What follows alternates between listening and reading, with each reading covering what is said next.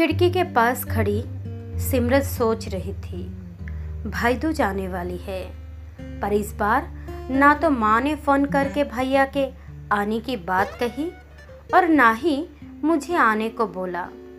ऐसा कैसे हो सकता है? हे भगवान, बस ठीक हो सब कुछ।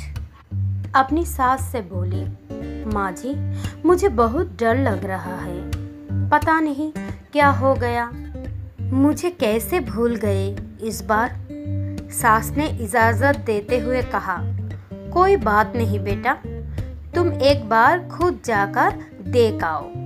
सास की आज्ञा मिलने भर की देरी थी कि सिमरन अपने पति साथ मायके आ पहुंची, परंतु इस बार घर के अंदर कदम रखते ही उसने सब कुछ बदला सा महसूस हुआ। पहले जहाँ उसे देखते ही माँ पिताजी के चेहरे खुशी से खिल उठते थे, इस बार उन पर परेशानी की झलक साफ दिखाई दे रही थी।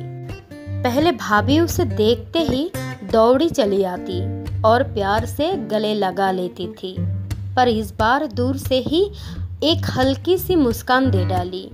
भैया भी ज़्यादा खुश नहीं दिखे।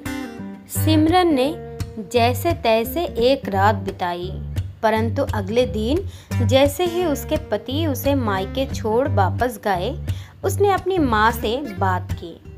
तब उन्होंने बताया, इस बार कोरोना के चलते भैया का काम बिल्कुल बंद हो गया, ऊपर से और समस्याएं हैं, बस इसी वजह से तेरे भैया को तेरे घर भी ना भेज सके। सिमरन बोली, कोई बात नहीं माँ, ये मुश्किल दिन भी जल्दी निकल जाएंगे, आप चिंता मत करो।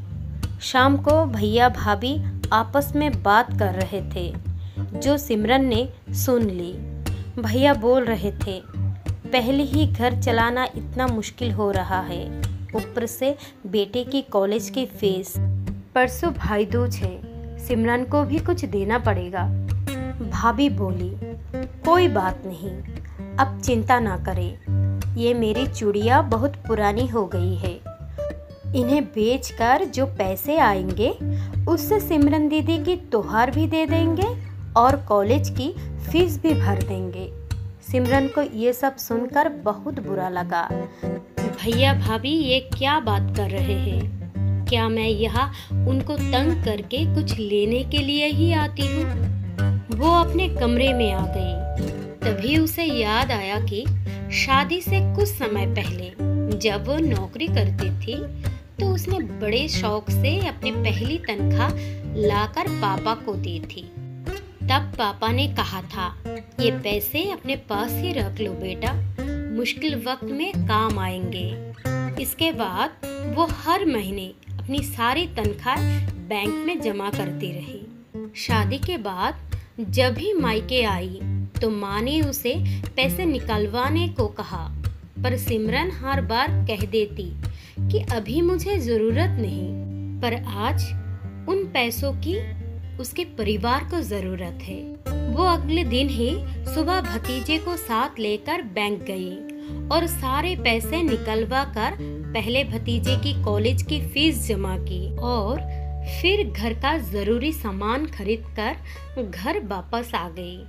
अगले दिन जब भैया का टीका किया तो भैया ने भरी आंखों से उसके हाथ में 100 का नोट रखा। सिमरन मना करने लगी तो भैया बोले, ये तो शगुन है पगली, मना मत करना।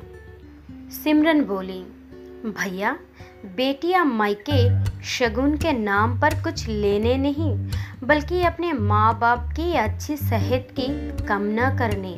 भैया भाभी को माँ बाप की सेवा करते देख ढेरों दुआएं देने और बड़े होते भतीजे भतीजियों को नज़र उतारने आती है। जितनी बार मायके की दहलीज पार करती है, ईश्वर से उस दहलीज की सलामती की दुआएं मांगती है। जब मुझे देख माँ पापा की चेहरे पर रौनक आ जाती है, भाभी दौड़कर गले लगा लेती है, आप लाड लाडते हो, मुझे मेरी शगुन मिल जाता है।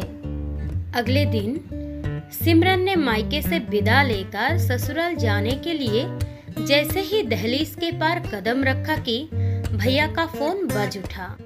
उन्हें अपने व्यापार के लिए बहुत बड़ा ऑर्डर मिला था। वे सोचने लगे, सचमुच बहन बेटियां मायके कुछ लेने नहीं बल्कि अपनी बेशकीमती दुआएं देने आती है। जब वो घर की दहलीज पार कर अंदर आती है तो बरकत भी अपने आप भीतर चली आती है। हर बहन बेटी की दिल की तमन्ना होती है कि उसका मायका हमेशा खुशहाल रहे और तरक्की करे। मायके की खुशहाली देख उसके अंदर एक अलग ही ताकत भर जाती है, जिससे उसके अपने जीवन में पेश आने वाली मुश्किलों का वो डट कर सामना कर पाती है। भैया की आंखों से खुशी के आंसू बहने लगे। तो दोस्तों, ये कहानी थी हर एक बहन, हर एक भाई, हर एक बेटी के लिए जो अपनी मायके की खुशहाली चाहती है। तो कहानी पसंद आई तो एक लाइक, शेयर, सब्सक्राइब ज़रूर करना। Thank you.